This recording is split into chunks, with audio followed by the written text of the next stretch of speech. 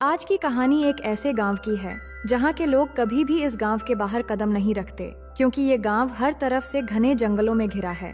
इस गांव के लोग लाल रंग से इतना डरते हैं कि इसे कहीं पर भी देखते ही तुरंत जमीन में दफना दिया जाता है, क्योंकि यहाँ के जंगलों में खूंखार राक्षस रहते हैं जिन्हें लाल रंग की भनक भी लग जाए तो वो हमला कर देते हैं। इसी गांव में रहने वाली एक अंधी लड़की मजबूरी में अपने प्यार को बचाने निकल पड़ती है। उसे घने जंगल पार करने होते हैं और रास्ते में ऐसे ऐसे खतरे सामने आते हैं जो देखेंगे हम आज की इस पूरी कहानी में। सो हेलो दोस्तों, मेरा नाम है इशिता और कहानी की शुरुआत होती है 19वीं सदी से, जहां हमें जंगल के बीचों बीच एक गांव दिखाया जाता है जिसका नाम है पेंसिल्वेनिया। देखने में ये गांव बहुत ही खुशहाल और खूबसूरत लगता है, लेकिन यहाँ के लोग मौत के साए में जिंदगी बिताते हैं। गांव की चारों तरफ ऊंची दीवारें बनी हैं और एक वॉच टावर भी है जिस पर हमेशा कोई न कोई पहरा देता रहता है। यहाँ के सबसे जरूरी नियम ये कि इस गांव का कोई भी इंसान गांव की बाउंड्री पार नहीं कर सकता।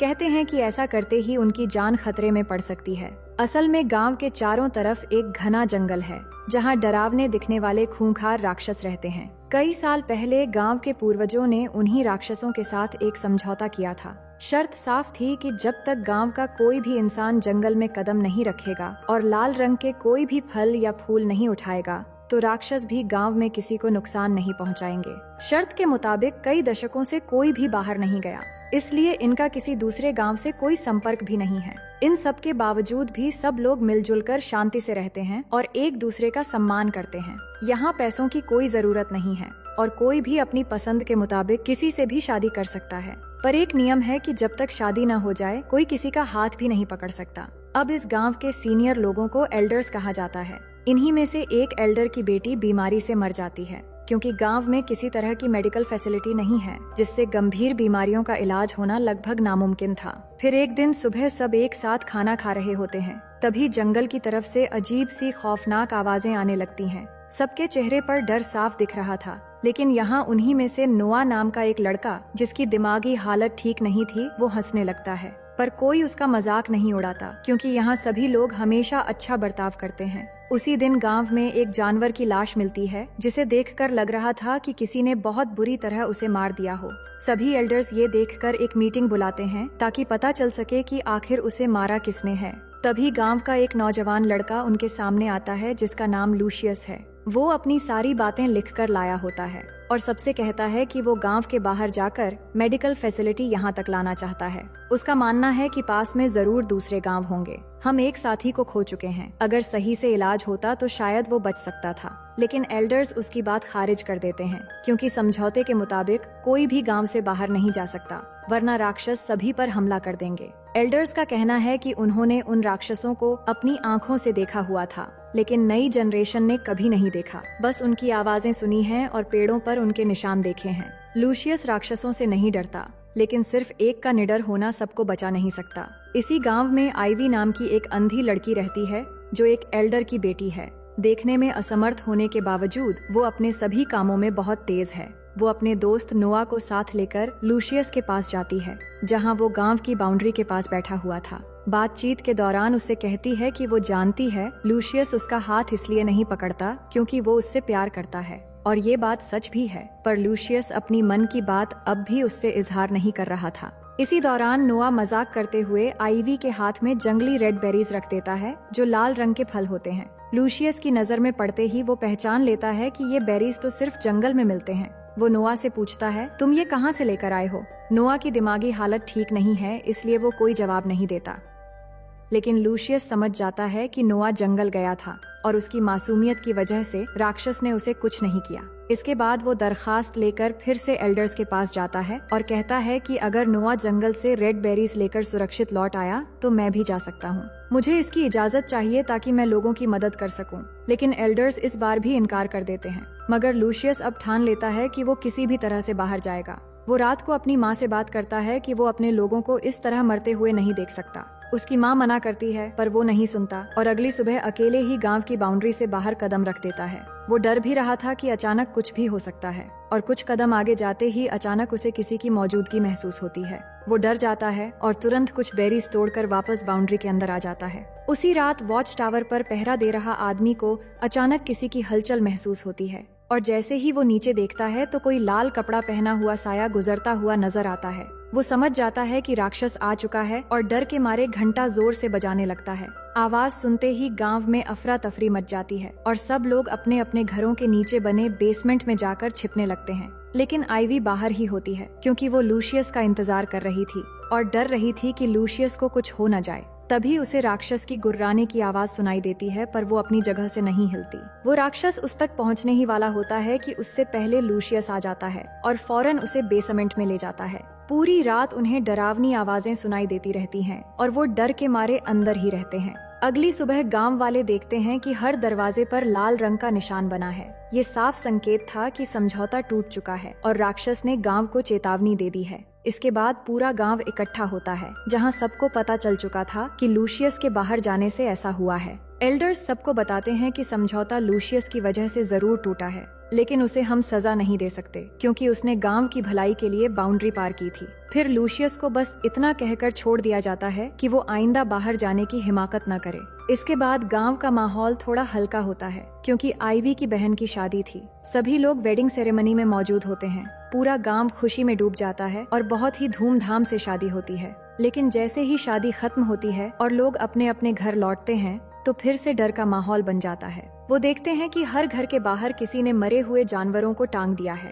ये नजारा देखकर सब डर जाते हैं। उन्हें लगता है कि शायद राक्षस आज फिर आएंगे और इस बार इंसानों का खात्मा करेंगे। डर का ये माहौल लूशियस को बेचैन कर देता है और वो आइवी के घर पहुंच जाता है। दोनों बैठकर देर तक बातें करते हैं और फैसला करते हैं कि वो जल्द ही शादी कर लेंगे। लेकिन अगली सुबह गांव में एक और मुश्किल खड़ा हो जाता है। पता चलता है कि नोआ, जिसकी दिमागी हालत हमेशा से ठीक नहीं थी, वो आइवी को बचपन से पसंद करता था। और जब उसे पता चला कि आइवी और लूशियस शादी करने वाले हैं और एल्डर भी इसके लिए मान गए हैं, तो उसके अंदर बदले की आग भड़क उठती है। गुस्से में अंधा होकर वो लूशियस के घर जाता है और बात करते हुए अचानक उस पर चाकू से हमला कर देता है। लूशियस बुरी तरह घायल होकर गिर जाता है, जिसके बाद नोआ खुद जाकर एल्डर्स को बताता है कि उसने लूशियस पर हमला किया है। ये सुनकर तुरंत उसे एक कमरे में बंद कर दिया जाता है और जब आइवी को ये खबर मिलती है तो वो घबरा जाती है और फौरन लूशियस के घर जाती है और उसे जख्मी देखकर बहुत रोती है। अब इस गांव में कोई मेडिकल सुविधा नहीं थी, इसलिए उसके बचने की उम्मीद बहुत कम होती है। सब लोग जमा हो जाते हैं कि शायद लूशियस अब नहीं बचेगा। इधर नोआ को एक कमरे में कैद कर दिया गया था, जहां हर गलती करने वाले को रखा जाता है। तभी आइवी वहां आकर उस पर बहुत गुस्सा करती है और उसे थप्पड़ मारने लगती है, लेकिन उसके पिता उसे रोक कर ले जाते हैं। उसके पिता का नाम एडवर्ड है, जो गांव के एल्डर्स में से एक है। वो आइवी को समझाते हुए कहते हैं, जब तुम्हारी आंखों की रोशनी एक हादसे में चली गई थी तब भी मैं कुछ नहीं कर पाया, लेकिन अब तुम्हारे प्यार को बचाने के लिए मैं खुद गांव के बाहर जाऊंगा। लेकिन एडवर्ड की पत्नी उसे मना करने लगती है कि तुम इस गांव के एल्डर हो और हमने जो वादा किया है उसे नहीं तोड़ सकते। इन सब के बीच आइवी चुपचाप अपना फैसला कर चुकी होती है कि वो अकेले जंगल को पार करेगी और किसी भी तरह लूशियस के लिए इलाज लेकर आएगी। एडवर्ड अपनी बेटी को नहीं रोकते और उसके प्यार के खातिर सभी एल्डर्स के खिलाफ जाते हुए उसे परमिशन दे देते हैं। पर इस डरावने सफर पर निकलने से पहले वो उसे एक राज की बात बताते हैं। पहले उससे वादा लेते हैं कि ये बात राज ही रहनी चाहिए। इसके बाद उसे एक खुफिया कमरे में ले जाते हैं और बताते हैं कि राक्षस की डरावनी कहानी जो बताया जाता है वो सब झूठ है।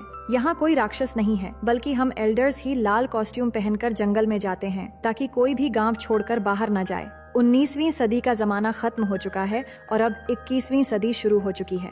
बस इतना समझ लो कि गांव के बाहर जाते ही तुम्हें पैसे या कीमती चीजों की जरूरत पड़ेगी। ये कहकर उसके हाथ में एक सोने की घड़ी और लूशियस की दवाइयों की लिस्ट थमा देते हैं ताकि बाहर जाते ही उसे जल्दी मदद मिल सके। ये सच सुनकर आइवी पहले हैरान होती है, पर ज्यादा सवाल किए बिना शांत रहती है, क्योंकि लूशियस को बचाने में अब उसके रास्ते कोई रुकावट नहीं आएगी। इसके बाद एडवर्ड आइवी के साथ गांव के 2 लड़कों को भी भेज देते हैं ताकि उसे परेशानी न हो, क्योंकि वो देख नहीं सकती थी। लेकिन बाउंड्री पार करके कुछ दूर जंगल में जाते ही अचानक डरावनी आवाजें आने लगती हैं। दोनों लड़के डर के मारे फैसला करते हैं कि वो वापस गांव चले जाएंगे और आइवी को भी लौट जाने के लिए कहते हैं। लेकिन आइवी वहीं खड़ी रहती है, क्योंकि सिर्फ उसे पता था कि जंगल में जो कुछ भी होता है सब एल्डर्स के जरिए किया जाता है। उधर गांव में सभी एल्डर्स एडवर्ड पर नाराज होते हैं, क्योंकि इतने सालों की मेहनत से बनाया हुआ यहाँ का सब कुछ खत्म हो जाएगा। लेकिन एडवर्ड उन्हें समझाता है कि मैंने अपनी बेटी को अच्छे से समझा दिया है, वो किसी को कुछ भी नहीं बताएगी